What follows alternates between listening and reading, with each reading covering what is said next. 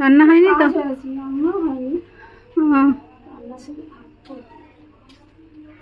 শুভপোকা আসছে আর আবার বাসার থেকে সেইগুলো কালকে তো এইখান থেকে ফেললাম, এইখান থেকে ওইগুলো থেকে এ বেরিয়ে প্রজাপতি বেরোবে, বুঝলে মা? এইগুলোর থেকে তো বেরোয় কত ফেলি, ওগুলো থেকে প্রজাপতি বেরোবে, দেওয়াল ফেওয়ালের থেকে সব। এইটা পাঁচিলের এই সাইডে এইগুলো এবার ওইগুলো ওইখানে মরা রাখছে, তুমি দেখো নি এইগুলো, কেন তুমি সরাতে যাবে? আবার তখন এইগুলো লোকটা ছিল, তুমিও খেয়াল করো নি? তুমিও দেখো নি? আসলাম কাপড় জামা মেলতে। ও যা ঘরে যাবো, কাপড় জামা গুলো মেলে দিয়ে তারপর আসছি। ঠিক আছে। হ্যালো বন্ধুরা, এই যে স্নান করে উঠেছি, শরীরটাও খুব একটা ভালো নেই, কি বলবো আর তোমাদের। তাই এই স্নান করে কাপড় জামাগুলো মেলবো। আর তোমাদের সৌমিয়াতিরও শরীরটা ভালো নেই একদমই। যাই হোক, তোমরা আশীর্বাদ করো ভালো যেন হয়ে যায় সব।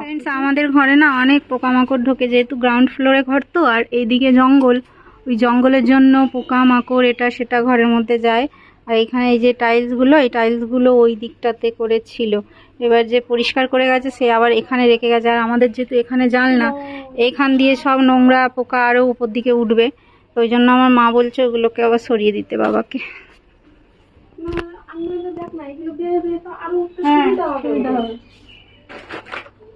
আমার মা কম করে না, এখান থেকে পোকা কি জানি কোথা থেকে আসে।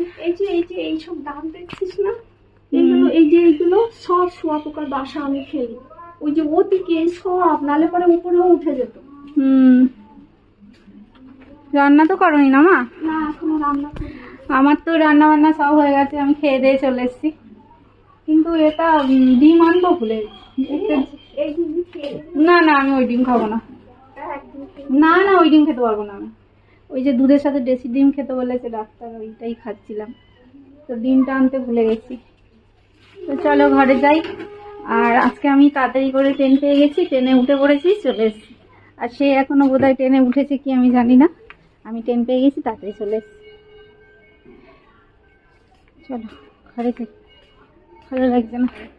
এই দেখো শীতকালে কমলা লেবু খেতে ভালোই লাগে, তো আমার বর নিয়ে এসেছিলো কমলা লেবু, সেই জন্য আমি নিয়ে এসেছি, কারণ এখানেই তো থাকি, খেয়ে নেব। আর দেখো রেশনের চাল আমরা খাই না, কিন্তু এবার রেশনে এত সুন্দর চাল দিয়েছে যে আর বলার নয়। খুব সুন্দর চাল, পুরো পরিষ্কার সাদা ধবধবে ঝরঝরে ভাত, আর যে খুব যে মোটা ভাত হয় তাও না।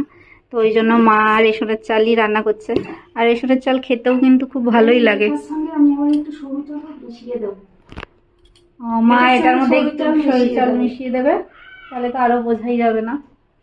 রেশনের চাল কিন্তু চাল ভালো হলে খেতে ভালো লাগে, চালটার কোনো গন্ধ নেই, কিচ্ছু না। আর নইলে আমরা রেশনের চাল খেতেই পারি না। এক একটা চাল হয় না কিরকম আটা আটা গন্ধ লাগে, গলে যায়, পুরো কেমন হয়ে যায়। এই চালটা খুব ভালো, চালটা খুব ঝরঝরে ভাত হয়। আর ও বাড়িতে তো শাশুড়ি সব বেচেই দেয় রেশনের চাল, রেশনের যা চাল আনে বেচে দেয়, কারণ আমাদের বাড়ি ও বাড়িতে খায় না, খেতে যায় না। তাও শাশুড়ি আগে চালের সাথে মিলিয়ে রান্না করতো।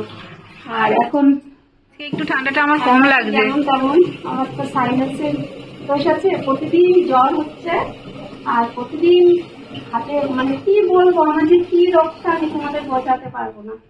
পায়ের তলা পুরোটা না, হাত যন্ত্রণা হয়, সারাদিন মোজা পরে থাকি। তারপরে অ্যালার্জি, যা সাইনাসের থেকে অ্যালার্জি হয়। হ্যাঁ, সব সময় সর্দি, তো এই জন্য সর্দি কি ভেতরে শুকনো কফ, আর এইগুলো যন্ত্রণা, মাথা যন্ত্রণা, এই ধরনের। একটা ভাই জিজ্ঞেস করছিলে তোমার কিসের টেনশন, টাকা পয়সার টেনশন? দেখো ভাই একটা কথা বলি, টাকা কিন্তু প্রত্যেকটা মানুষের জীবনে এখন খুবই জরুরি জিনিস। টাকা না থাকলে না তোমার ভালো চিকিৎসা করাতে পারবে, না তুমি ভালোভাবে বসবাস করতে পারবে, না তুমি ভালো খাদ্য খাবার খেতে পারবে। মোটমাট টাকা ছাড়া তোমার জীবন চলবে না। সেটা সমস্যা তো আছেই, সেটা তো সমস্যা আছেই।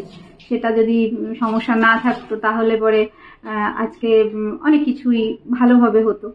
তো যাই হোক, তো বাকি আরো সমস্যা আছে যেটা টাকা পয়সা দিয়েও হয়তো মেটানো যায় না, সেরকম সমস্যাও আছে। তো আমাদের এখন অনেক রকমই খিচুড়ি মার্কা সমস্যা। দেখো, আমি একটা কথা বলতে চাই, তোমাদের সৌমিয়াদি না, ওর যত দুঃখ কষ্ট ঝড় আসুক না কেন, ও কাউকে বলতে চায় না। এমনকি তোমরা শুধু বলে না, আমাকেও বলতে চায় না। এই দেখো গাজর খাচ্ছি, মা গাজর দিয়ে গেল। দুপুরবেলায় শসা, গাজর, তারপরে ওই স্যালাড যেটা বলে ওগুলোই খাচ্ছি, যাতে সবটা ঠিক হয়। সেই জন্য ডায়েট কন্ট্রোল করার চেষ্টা করছি।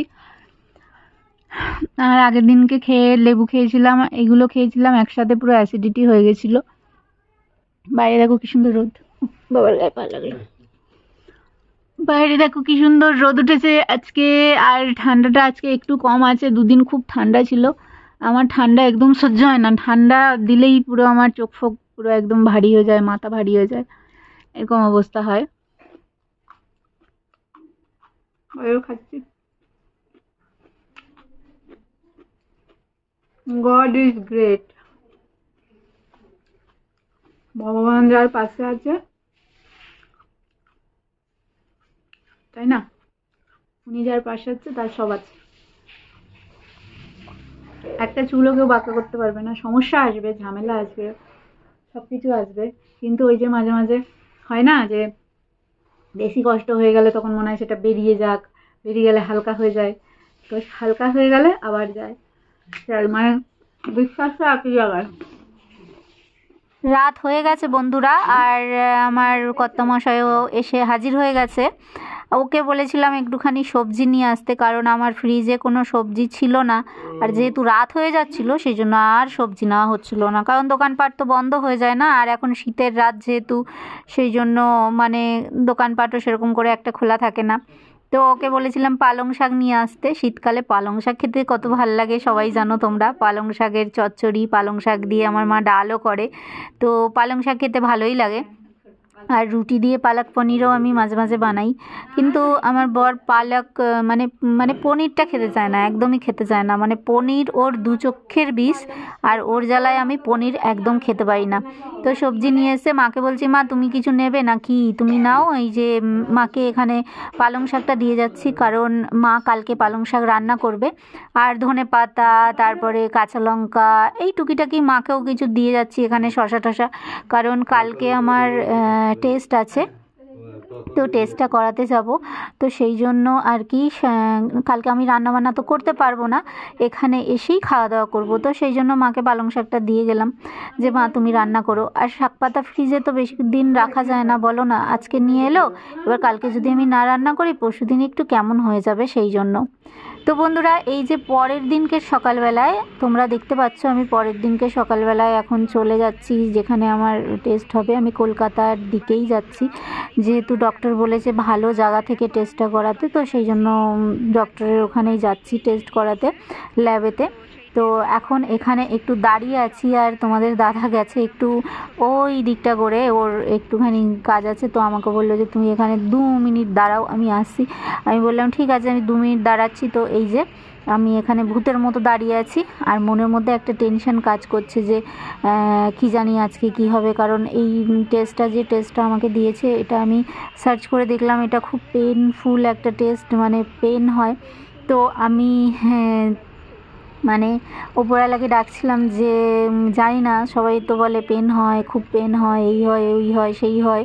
তো আমার তোমার উপর পুরো ভরসা আছে, আমি জানি যে আমি টেনশন করব না। আর আমি টেনশন করলে না আমার ব্লাড প্রেশার হাই হয়ে যাবে, তারপরে হাই হয়ে গেলে মানে অন্যরকম হবে। আর আমাকে টেনশন করতে দেখলে তোমাদের দাদাও টেনশন করবে, সেই জন্য আমি টেনশনটা করতে চাইছি না।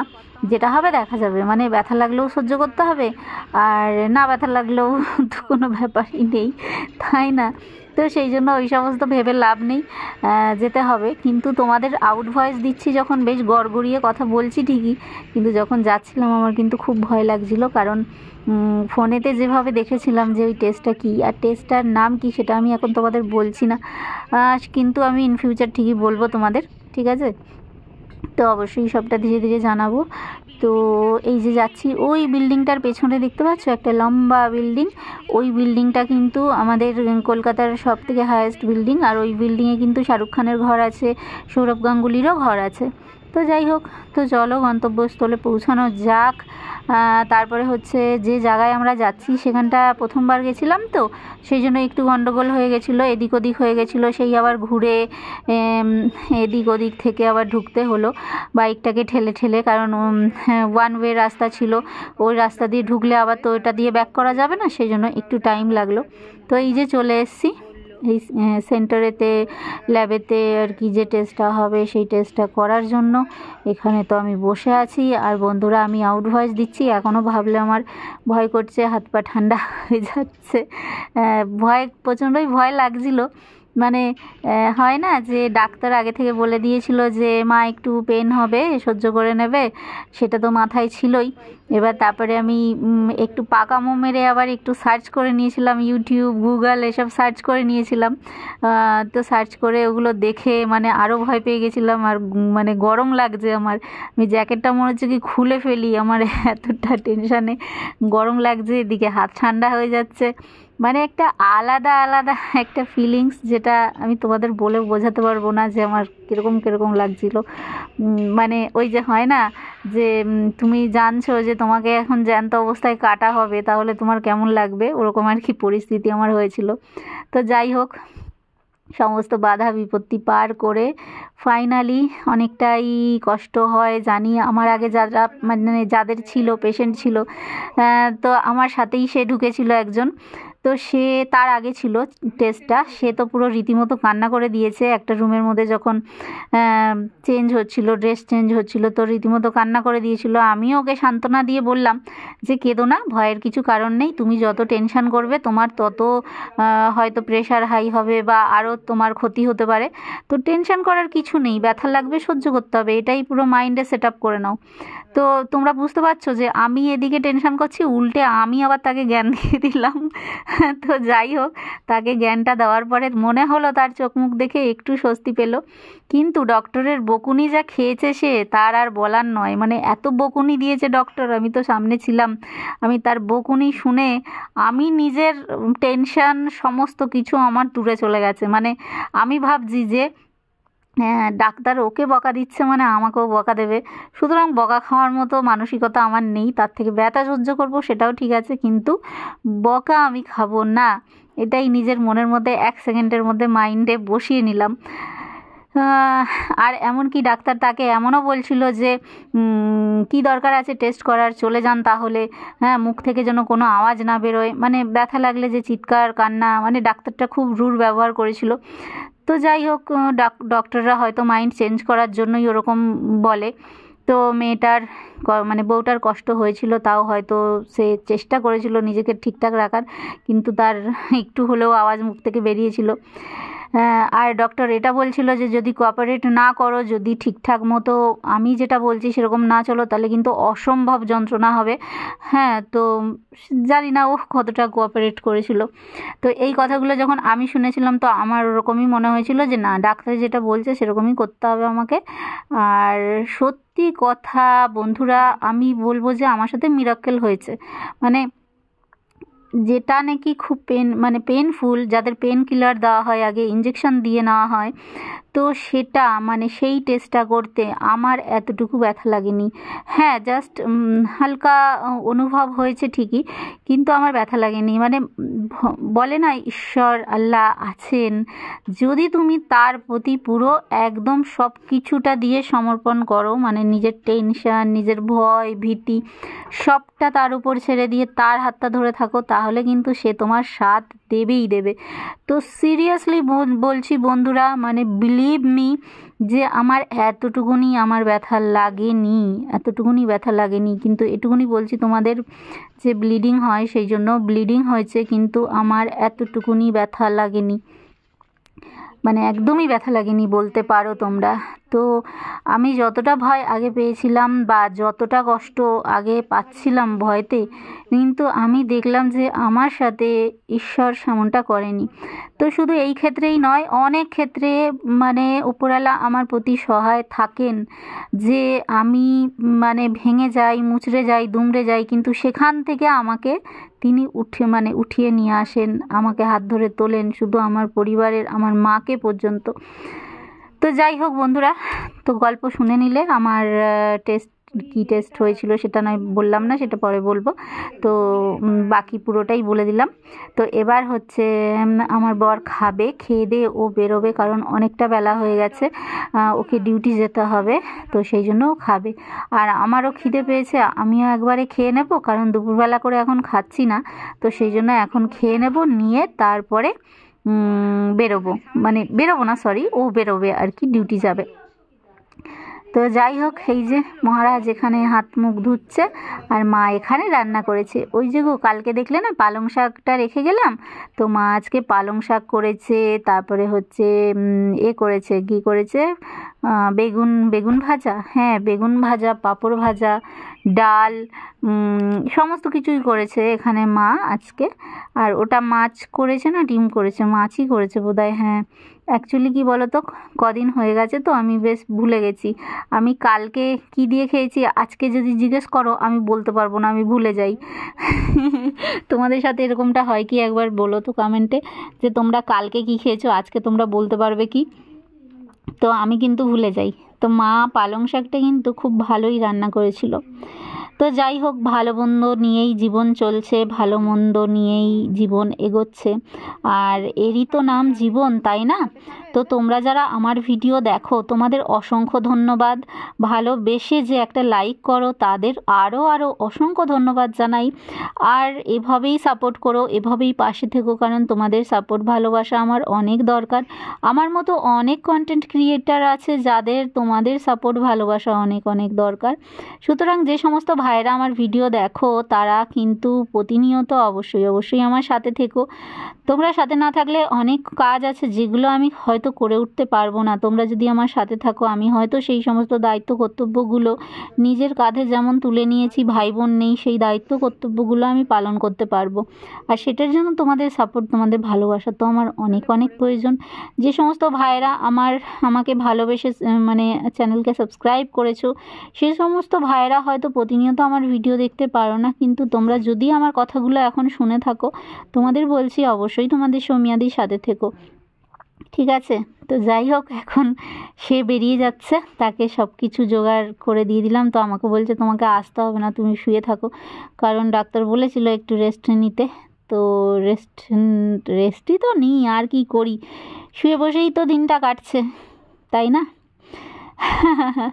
তো সে কিন্তু গাড়ি নিয়ে যায়নি, গাড়ির চাবিটা আমাকে দিয়ে গেল, কারণ সে ট্রেনে করে যাবে, তো সেই জন্য গাড়িটা এখানেই রেখে চলে গেল। তো এবার আমার আর কি কাজ, আমার তো এখন ফোনের কাজ ছাড়া আর কোনো কাজ নেই। এখন হয়তো ভিডিও এডিট করব বসে, তারপরে ভিডিও আপলোড করব, এই কাজগুলো করব শুয়ে।